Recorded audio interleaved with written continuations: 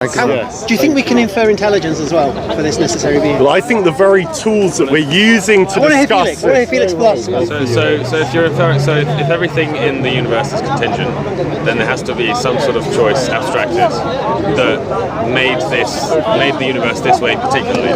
I don't think there's any way of knowing between a thing that made a choice to make it like intelligent choice to make it throw something in the spanners? Can I throw a spanner in the works? Or some necessary cause which grounds all of existence, but which could not have made another existence. Can I present my exhibit A? Sure. DNA.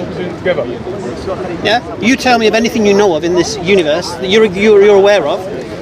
Yeah. That contains information that isn't the result of an intelligent agency. Anything you can think of in your human experience. Sorry, so that contains information. That contains information that isn't the result of a intelligent agency.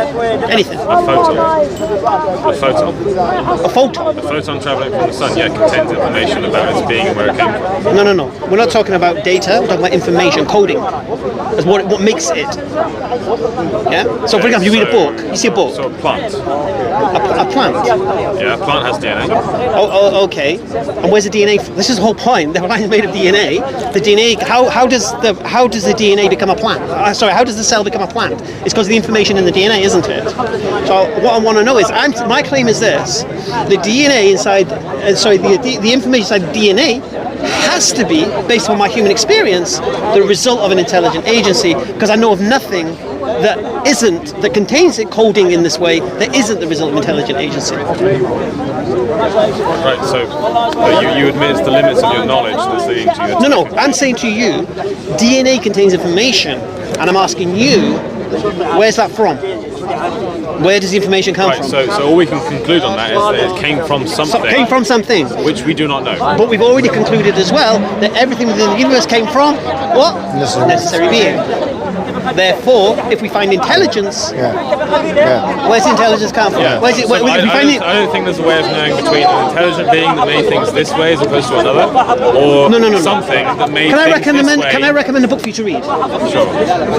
It's called Signature in the Cell. The Argument for Intelligent Design. Yeah? If you it's by Stephen Meyer. Yeah? Read that book. Have you read it? No, I haven't read it. Do you know, I want to add to this point, to bolster this. The way I make the argument is as follows. I don't know what your stance is on fine-tuning. Like, there's different ways of understanding it. But what we know as a fact is the universe exists. And what we also know is that it allows human life to exist. So the universe, whether you want to call it, whether you want to express that through the electromagnetic constant and its so-called fine-tuning, or the gravitational, or if you want, as I would take the approach, to do so through the underpinnings of science itself, like the fact that science is regular, that it's uniform, and that it's stable. These are three facts of science which are presuppositional to any experimental method anyway. So one could phrase it in the following way, that the universe is regular, stable, and uniform enough to allow human life to exist. Would you agree with that? It's almost undisputable. What's the probability of that? You love probability. No, so the only problem I have with that stance is that had the universe not been stable enough to support human life, we wouldn't be here to wonder about it. No, I know, but that's the anthropic principle. No, he's referring to the weak anthropic principle. Yeah. But that's been destroyed in the literature. I don't need to go there. Even John Leslie. Please do, because I'm not familiar. No, but what's John Leslie. No. Do you know what he's saying? Let me say. Sorry, he's saying that, like, this is what Richard Dawkins once again said. He said that, okay, look, even forget about the word probability. We can use it, but I'm saying do you know what I'm saying? I'm saying the probability is 0. Yeah. I'm not even saying 0.1. I'm saying do you know why? I'm saying that a universe that is regular, stable, and uniform, okay, that sustains human life is a fact that we have. That the universe is regular enough and stable enough and uniform enough to sustain human life, or any life. Yeah? That's a fact. Now you have two options. One option is impossible, one option is necessary. Either that this has come from a necessary existence, which we've already argued for before, or this doesn't come from a necessary existence. It comes from nothing. I'm saying it's impossible for this reality to come from nothing. It's actually impossible. Yeah, where we disagree on whether or not that was a choice. Yeah, but we have the particularization argument for that. Yeah. So, but that only shows that if everything here is contingent, then it must have come from a choice. If every constituent of the universe is contingent, then it must have been chosen intelligently to be this way. Yeah, exactly. But that doesn't rule out the possibility that everything is right now is necessarily as it is. Okay, good, great. I'm happy you came with this because I considered this and thought about it. Necessity of things within the universe is not a disqualifier to the fact that it comes from a necessary existence. Let me tell you why. The category of necessary fact is different from the category of necessary existence. I'll give you an example. I agree. Yeah. So one actually presupposes the other. 2 + 2 = 4 is a necessary fact. Whether you employ a nominalist framework or a conceptual one, or you believe in a Neoplatonic one, you have to accept that 2 + 2 = 4. And that's necessary. There's no way of manipulating that reality. However, that necessary fact that 2 + 2 = 4 is contingent on the existence of necessary things. And so the necessary existence, in the category of existence, you have the necessary existence. In the category of facts, you have many necessary facts. In other words, all necessary facts depend upon the necessary existence, because existence presupposes the expression of facts. Yeah. So for what I'm saying is, even if you say the universe is necessarily this way, we wouldn't actually disagree with you. We would say, if it's necessarily this way, it's not a choice that's dichotomous or trichotomous or otherwise, aside from the choice which is that the universe, it relies on the necessary existence. In fact, it's in line with that, because you can have something which is necessary in the universe, but only so because it's depending upon the necessary thing. Yes. So in other words, this bottle. If you have a necessary being and a contingent universe, Yeah. then you necessarily have a choice to make it that way instead of another. If you have a necessary being and a necessary universe, then there's the possibility that that necessary being created it that way and could not have done otherwise. Say that one more time. So if you have a necessary being Yes. and a universe which is necessarily this way, Yes. then there's the possibility that that necessary being had no opportunity to choose otherwise, that it necessarily created the universe as it is like this. I accept, but here's where we need to be careful, because as I say, this bottle is contingent in the why I was very careful to say the word in abstraction. In and of itself, this bottle, there's nothing about it which is necessary. There was some time it has a lifespan. The fact that this bottle has an inception contradicts the fact that it's necessary in and of itself. However, that the fact A necessary being or a necessary fact? a necessary a necessary thing, wherever this bottle is, yeah. Well, so the fact Entity. the fact that it had a start. Yeah, that means in and of itself, this bottle is not necessary. This bottle as a whole is not eternal. Yeah, exactly. But the fact that that bottle came into existence at the moment that it did. Yes. Why is that? Yes. Contingent. No, you're right. That isn't. We're saying that there's two perspectives. From one perspective, this bottle is contingent. From another perspective, if it's connected to the antecedent causal chain from a deterministic perspective, or to the necessary existence, then it actually becomes necessary. Yeah. So it's necessary in and of it's contingent with respect to itself, but necessary with respect to its connection with the necessary existence. Yeah. I think I've got a good question. Does that make sense? Just to finish off. Therefore, even if we say that the laws of nature are necessary, they cannot be necessary in and of them, or as a result of themselves. They have to be necessary in respect to the necessary existence, or the antecedent causal chain, which we would say ends with the necessary existence. Does that make sense? So there's two aspects of it. In and of itself, in abstraction, this bottle is contingent. But when connected to the necessary existence, it's necessary. We believe in something called, as Muslims, qadar. I'm not going to bring religious concepts, but we believe this bottle, from one perspective, is contingent. It's actually our belief. So this is sorted out. From one perspective, it's contingent, but from another perspective, it was always meant to be. Because God, He decided for that. When God decided, then there was no other way that this bottle was going to be except for that way. So there is a kind of, not determinism, we are compatibilists, determinism that we do believe though. You see what I mean? But the point is that even if we say, the reason why I'm mentioning this is because classically the fine-tuning argument, like William Lane Craig and those guys, when they make it, they say that it's either chance This is my question. Yeah. Do you believe the universe is deliberate or accidental? So you mean deliberately? It has to be this No. way? The universe came into existence deliberately, or it came into existence accidentally? I don't think we can know. Right. So if it came into existence deliberately, accidentally, what are the chances it would be the way it is? I'm not. 'Cause you'll make the I'm not probability sure- I'm not easy. sure we can know that either. Well, no, but the world would cancel. But so if accidentally, then How many then, ways? All right. then How it many could ways? have been, How many ways so could this? one over the number of ways. If we're talking about an accident, sorry, I know. No, it's cool. Because we're talking about an accidental universe. Let's take that as a perspective. You don't know either way. So let's look at the accidental idea. But one over big, So- one over huge. Well, there's more. I think there's more particles in the universe when it comes to the zeros that would be on that probability. Yeah. But it's still a number that's greater than zero. Yeah, but okay. If I ask you a very simple question, who wrote the works of William Shakespeare? Was it William Shakespeare, or a guy claiming to be William Shakespeare, or was it a billion monkeys on a billion typewriters writing over a billion years? It would take longer than a billion years. Oh, okay. Is it probable? Is it zero, or is it possible? It's possible that it was. Well, Right. It's possible. It's possible. Well, no, because the number of monkeys that have been alive aren't sufficient for the amount of time we've had. I think you're making his case The for point it. I'm making is very, very simple.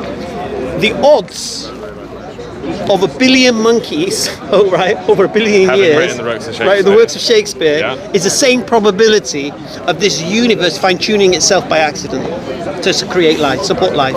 Okay. That's the probability. And your mate, Strabo, what's his name? Strabo. He came here. It's more probable that the universe is a product of itself and created itself, and there is no creator and all of these things. And these are the probabilities you work for. And it gets worse when you look at the probability of carbon forming in stars accidentally. And it gets even worse about the probabilities of the single cell creating DNA. Creating the DNA randomly mutating for something beneficial. You've got that they've got the probability in biology that's absurd. You've got the probability in chemistry, which is absurd, and the probability in physics. So had the laws of the universe been even slightly different in some respects, life would not be sustainable. That's one way of making the argument, and that's fine. And he's being generous with you because he's saying that there's some possibility. I'm saying that it's impossible. Yeah. Because I'm saying. But why? Because if it's even slightly possible, the fact that it did happen is the only reason that we can sit here and wonder about why it did. No, but you're going to the anthropic the only circumstances in which we can even ask the question, how probable was it that this was created by accident, are those in which that small probability came to actually. All right. Either that small probability happened random chance, or it's deliberately made the way it is perfectly from the beginning. Okay, sure, but you're still set there 50-50 either way. No. No, it's definitely not 50-50. Yeah? How is that 50-50? The probability is I toss a coin every morning, man. There's more particles in the universe than there are zeros in that probability. Hamza's making a very strong point here, and I think you've got to deep add down, so many things up. Deep down, I think you agree with him. But here's what I want to add. Okay, so why is it zero? I'm saying it's zero. I'm saying it's not. I'm saying it's worse than zero. I'm saying it's impossible. I'm saying it's the equivalent of a squared circle. Okay, why? The reason why is because if the universe can't do anything by itself, to itself like that. In other words, what I'm saying is when we say classically, the way that the fine-tuning argument has been made, when I was growing up, the way I've heard it being made, is that there's three options. Either it's necessity, or it's chance, or it's what do you call it? The third thing is that it's creation or causation or something. Yeah, that's something. Causation. Where's Strabo? Or creation or something like that, or design. These are the three. Yeah. There's either design or necessity or. Well, what's the difference between design and necessity? That's a good question. That's my question, actually. When I was at university one time, I had a conversation with a very famous Christian academic called Alistair McGrath. And I said to him, I had a conversation after one lesson, and I said to him, look, I don't necessarily agree. I was checking my work with him. I said, I don't necessarily agree that there's a difference between necessity and design. Because as we've just described, if the necessary existence designs something, it becomes necessary. So there's no dichotomy between necessity and design. So already, one would have to justify why we're choosing A over B in that situation. So already, you can have necessity and design already in the same space. When it comes to chance, I actually think chance is impossible. Because what are we saying here? The universe is regular and stable and uniform to the extent whereby we know that human life or any life exists within it. How can that happen? Either it comes from nothing, which is impossible because something cannot come from nothing, or it comes from itself, which entails the self-contradiction because something cannot self-create or generate. Something cannot self-generate, yeah, like that. Or Apart from the necessary being. no, but we don't say it's self-generating. We're saying it's always been like that necessarily, because if it generates, it indicates non-existence to Don't existence. forget, one of the qualities of the necessary being is eternality. Yeah. So it's not self-generating in that sense. I know what you're saying, but it's not self-generating in the sense that it didn't exist then it existed. So it goes back to this trichotomy. Either so the universe, the laws of nature could not be such that the way that, or that the universality, the uniformity and regularity and stability of the universe can allow human being to exist, or human life to exist, or any life to exist. That can't be the case as a matter of impossibility. One would have to explain how something like that, the fact that the universe is regular, stable and uniform, such that it allows human life or any life to exist, how that either comes from nothing or that it makes itself. My left. There's no way of basically this whole idea of chance. My point is, what do you mean by chance? Chance itself is something which requires an explanation. Chance is something which we don't understand. Chance is the expression of what we don't understand. That's what chance is. What is chance? If you don't mind me asking, what is chance? I want to know what chance is. No one, I've read a lot of philosophical literature, like yourself. No one has told me what chance is. Chance doesn't exist. I'm saying chance does not exist. The word chance, I don't believe in chance. I disbelieve in chance. I'm skeptical of chance. The word chance, the concept of chance does not exist. I'm saying it now. I want some atheist to tell me, or anybody to tell me, how to prove that chance exists. I dare, double dare, triple dare, double, triple dare. Anybody I'm just gonna I need to go pray. Sorry, bro. That was beautiful. Do you know, I'm gonna pop back. I want to know. I want to hear this. I want to know this God of chance of the atheist, the atheist God of chance. I want to know the evidence of that God's existence of yours. So if you say there's a chance, I want to know your God's existence, that your chance God, the atheist God of chance, I want to know this God's existence called chance. Have you got any evidence? Can I see the chance? So we already agreed that if the universe exists in this way by chance, then it has to have been chosen to be this way intelligently as a punishment. I don't believe in chance. Okay. So even if Do you believe in chance? Necessary, no. So chance seems to be like stuff you don't know the outcome about. Yeah. There's still some mechanism underlying it. It seems like it. Okay. What I'm saying is, yeah. I mean, so quantum physics. Beautiful. Yeah. Chance is that. Chance is the expression of that which we don't know. Like, for example, if something happened and I don't know how to explain it, I say it happened randomly. But that's just an expression of my own ignorance. It does not say anything about, is there an entity out there called chance? Is there somebody called, can I put chance under a microscope? Can I reason that chance exists some logical way? Chance is the best friend of the atheist. But chance doesn't exist. I want to break it to the atheist. Break it, bro. Even if the world is like this by necessity, yeah, that doesn't mean that we can know that it was chosen to be like this by necessity. Oh, he's back. Yeah, yes. That's no random event. No, of course not. I only left for a brief intermission to get some more whiskey down me. Yes. Well, that didn't happen by chance either. No. So if the universe is necessarily like this, yeah, that doesn't mean that we can know that it was chosen intelligently to be like this, or if the necessary cause could do no other than make it this way. No, we are, as I say, logically you could try and make both arguments. But what I'm saying is that the argument for particularization, the fact that the universe is one way rather than another, such that instantiations of the universe, particulars within it, are... How do you know that your very entertaining of the concept of another is not necessarily caused? Say that again? So how do you know that your very entertaining of other possibilities isn't a necessary event in the universe? Okay, so contingency is not just understood by understanding that it could be another way. Anything that anything that was out of existence then became existence. Anything that's generated is contingent. The universe has things. Its existence is contingent in the sense you're saying between the necessary being and the contingent universe.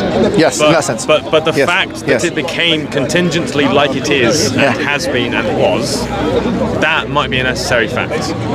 The fact that it has become what it is because but we link that back to necessary being. Because a determinist could say that, but they will only do so because of the antecedent causal chain. Yeah. Yeah. So I don't see how we can, from this, determine whether or not it was all intelligently chosen, or if the necessary being could not do otherwise than make it this way. Yeah. Okay. Fine. I mean, you could try and make this argument, but what I'm saying is that the necessary being, okay, the point of its necessity only links to his choice. Or this necessary being's choice. Let me use neutral language. Its choice. It's doing. Yeah, its choice. No problem. What I'm saying is, if that's the case, necessity is explicable because of the will, not despite it. Do you get what I'm trying to say? It doesn't. So in other words, necessity does not negate the will. It emerges from it. But not necessarily. We would say it's necessary because it emerges from the necessary. Anything that emerges from a necessary being is necessary. Yes, yeah. But from what we discussed, we can't know that the necessary being has choice. Surely everything that emerges from a necessary being is dependent. No, I'm saying we can know through particularization. We can know through the fact that the universe has within it contingent things, which can be conceived of in another way. For example. Conceive, but you said this conception of other possibilities is not just from our ideas of other possibilities. It's outside of conception. What do you mean? So you said earlier when I said that. Okay, not just okay. So okay, let me tweak it, make it even better. Something can be another way, not just because of its conception, because it can be another way without an absurdity occurring. Okay, but how would you know that? Let me give you an example. So, for example, if I have a white board, I can paint it and make it red. So I can prove the fact that can be another way, on improvable grounds. At that time. What do you mean? So right now there's a bunch of different causal processes that have determined, in a certain sense, that this water bottle is here. Yeah. Okay. Fine. And then, but when you move it from left to right, yeah, it's a bunch of other different causal processes that determine that it's going to be there at that time. Yeah. So you're bringing time into this. Yeah. I say time is irrelevant to this. And in fact, you could argue time doesn't exist. The idea of time doesn't exist, just like chance. The argument can be made. What is time? Time is distance over speed. And that's not relevant to the necessary existence. Whether time exists or not, it's not relevant to the necessary existence. No, but this water bottle can't be in two places at once. Okay. So it could be necessary that it is in this place now. Just like with the whiteboard, it's contingent which colour it is. But at any one moment, it is either one colour or it is another. If I take the whiteboard out of existence, does any absurdity occur? No. Right. This indicates that the whiteboard is not necessary, because by necessity is juxtaposed or otherwise contrasted with impossibility. Or it was necessary until the moment that you took it out of existence. That's impossible. Why? Because a necessary thing can never be taken. A necessary thing can never not be necessary at any time. So the whiteboard wasn't necessary. Yeah, what are you talking about? But the whiteboard's existence for a certain amount of time until it stopped existing. Yeah, that we already could have been necessary. No, that we agree already. Right, but from those facts, we cannot know if the universe was caused by an intentional choice or by just something that could not have created otherwise. What I'm saying is, if there are things in the universe which are contingent, such that if they are taken out of the universe, that no absurdity would occur, such that they can be proven to be contingent through generation, and or such that you can conceptualize them differently through some metaphysical process, mental process, any of those things, then in that case they are contingent in and of themselves, necessary only because of their connection with something which is necessary. What I'm saying therefore is, if it's contingent in and of itself in abstraction, that's evidence of the fact that some change has happened to it, or that it is the way it is because of something other than itself. And if that's the case, for example, let me give you an easy example. The egg changes into a chick, and then the chick cracks open, becomes chicken, blah blah blah blah.